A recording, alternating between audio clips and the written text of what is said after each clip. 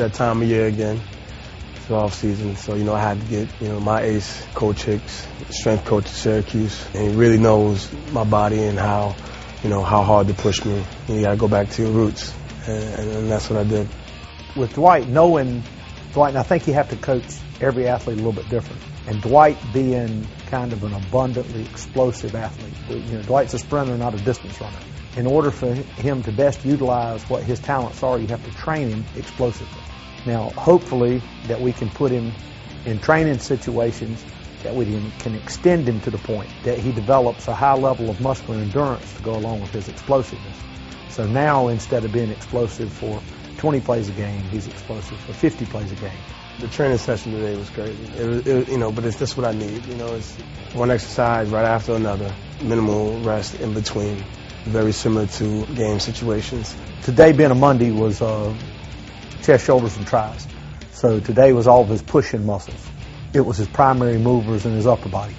What he's going to deliver a punch with, what he's going to push with. But we start every workout with a dynamic warm-up, so to speak. Core stability, ab strength. We're big believers, and you train from the belly button out.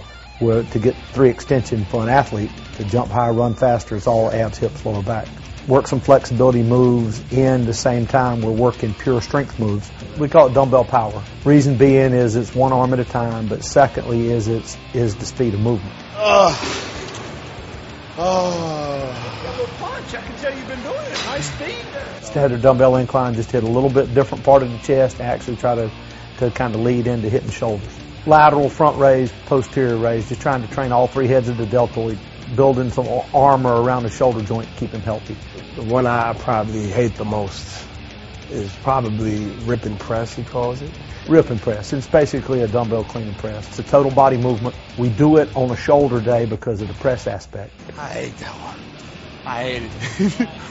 Basically what we're trying to do is work the long, middle, and inner head of the tricep. There is 3 heads to the tricep, the same reason that you do alternate dumbbell curl and then a regular dumbbell curl to try to get the 2 heads to the bicep. But it's really just to try to get total muscle development, not just if you do just regular push downs, you're just getting the outer head of your tricep.